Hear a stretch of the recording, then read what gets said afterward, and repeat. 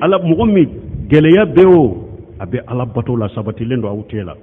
nogoya bewo ale sabatilen ba awtela ulutigina mugo na do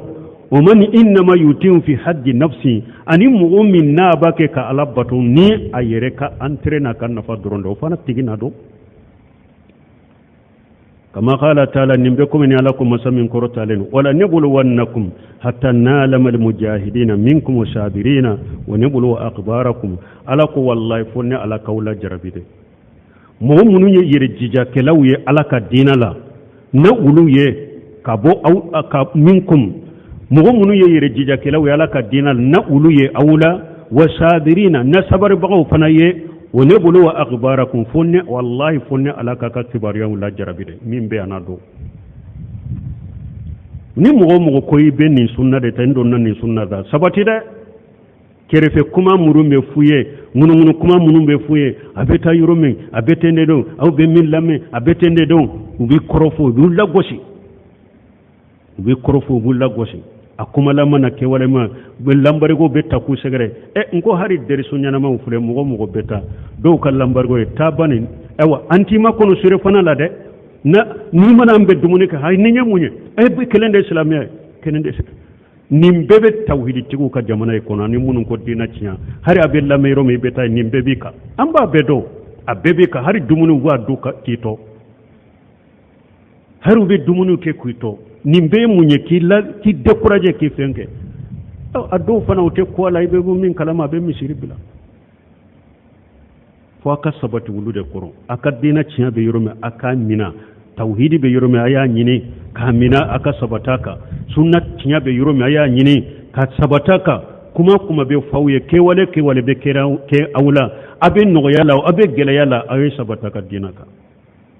geleya ni nogoya be ala de la jarabili kelay mo site se ka fo dalate ko ne mu'mini ne tawhidi tige ne be ne sunna la kwalati la jarabu de bena min be sabati nogoya ni geleya min sabati lendo ala ni do min fana be nin dina kono ikantere de kama fana na do min be dina kono ikantere de kama fana na do kama qala taala kum ni alako wala nabulu alakum hatta na'lamu al-mujahidin minkum sabirun nabulu akhbarakum wa qala taala bada waqa'at uhudi alako uhudi ka kelein ko fe alako cigode allati kana fiha ma kana hudi ka kele min la jarabi munun kera kono min kera o kono o kera kono o hudi kele ko fala ko cugudi ma kana allah li yajara al mu'minina ala ma antum alayhi ne alamanya ko ne alamake kombe mu'minu toy aw be min kate ambe ye mu'mini de ambe dina kono ne alamake komba tote mba toyete hatta yamija li khabisa min at-tayyib fonni ala kanani la jarabu de nyuman ka do kabo jugumanna do kabo nyumanna fon kanani la jarabu de juguman na do kabo nyumanna wala mbarimo la jarabu de ban tente kan nambe nyogondo ambe nyogondo la jarabu de rag ambe nyogondo gele ya wakati de la ambe nyogondo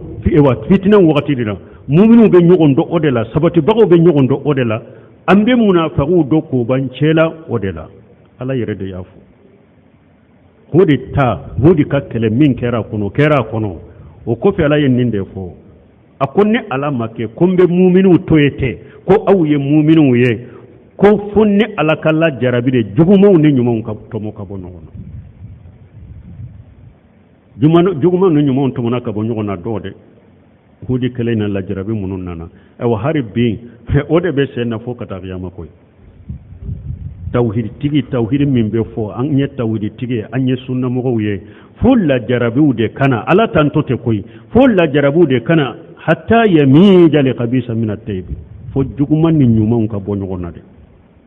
bale mo ala kan ke nyuma wiye ni fitina unana balawuna na chama betani woyo mene chaman de betani woyoye chama fitina betani chaman de mo munum be sabati haqiqa ka tawhid haqiqa ka mo min be sabati sunna haqiqa ka uluye jama kulu fitinu de fitina mo ka fitina te ulu toro ulu sabati ne boy to ta ka fu ka ta qiyama ala kan